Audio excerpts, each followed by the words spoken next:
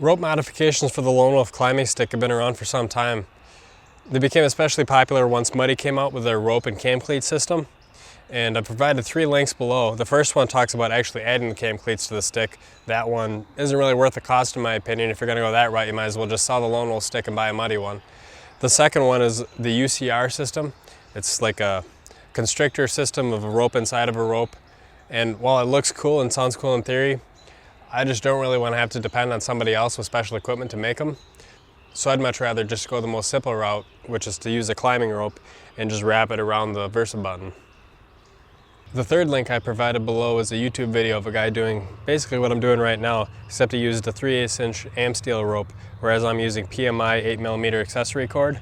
It's rated for 13.4 kilonewtons, which is a little over 3,000 pounds in tension.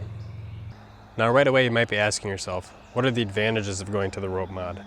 Well, for one, you eliminate the metal buckle and potential for noise. The bicycle tubing mod I showed in my last video works well, but it's not going to be as good as complete elimination. You can make the ropes as long as you want. Mine are a foot longer than the standard lone wolf strap. The other advantage is weight.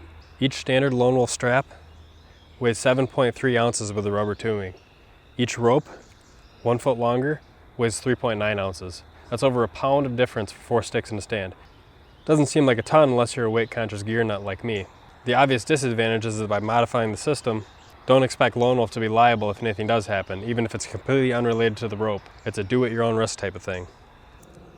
Now to make this, all I did was tie an overhand knot into this rope, and I made sure to dress it nicely so that all the lines are running parallel to one another and you're not getting any crossing over, which indicates a bad knot. To use it, all you do is put the rope around the tree like you normally would, and then go behind the rope.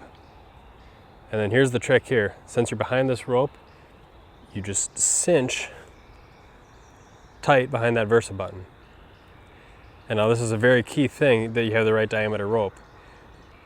Because if you have the right diameter rope, what's going to happen when you squeeze these 2 ropes together is they're going to knock down a little bit. They're going to squish because they're a little bit too wide for 2 ropes to fit side by side in this gap.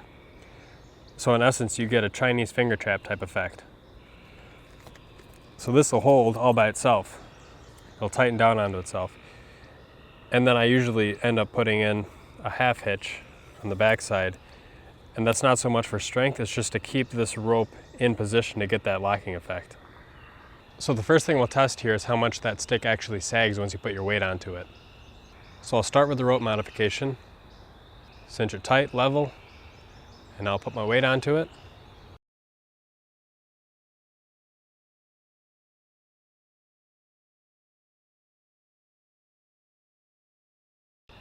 Okay, and then for comparison,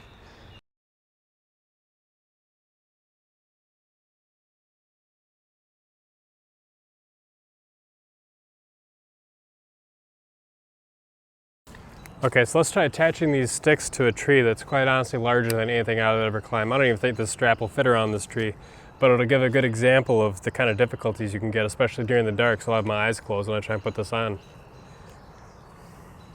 Okay, I got the buckle all the way out as far as it goes.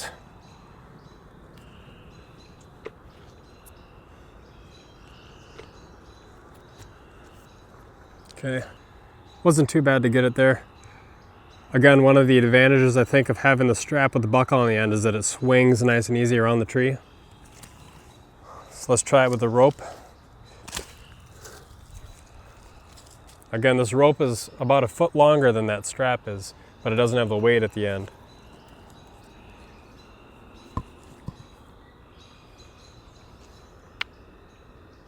Well, that was maybe luck, so I'll try it again.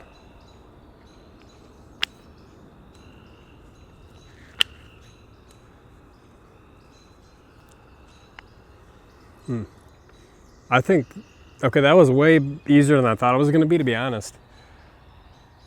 I think even though this thing doesn't have the weight at the end, in general, it carries its weight, so it's more dense than that strap is. It carries its weight throughout the length of the rope. So it seems like when I toss it, it carries its momentum around the tree a little bit easier and in kind of a straight loop. Whereas if you just threw the strap without the buckle, I don't think you'd get that same effect. So I was actually kind of impressed with how easily I could swing this thing around this big tree. Okay, now let's test the time it takes to strap these onto the tree and take them back off again. So I'm already going to start with a strap pretty close to the right length. Of course, you don't need to do that with the rope. On the tree, around, loop over the Versa button, cinch tight, done. I can loosen it up, move it up and down the tree, and taking it off is that easy. Let's try with the rope. On, around the tree, around the Versa button, half hitch, and it's done. Now if I want to loosen it up a little bit to adjust it, I do need to loosen up this part, so that's a little bit more work. And then time to take it off is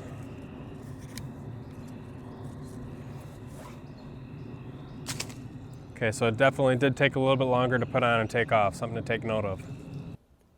I hope that gave you guys some unbiased information to help decide whether or not to use the rope modification on your stand and sticks. Right now, I think I'll probably use the rope for my bottom stick and stand, but keep the strap and buckle on my second mobile stick when I use it in conjunction with the rock harness for the one stick climbing method. I'm going to go over that in depth in my next video. Make sure to check out the DIY Sportsman website for more content on hunting, fishing, gear, and how-tos, and follow on Facebook, Instagram, and Twitter.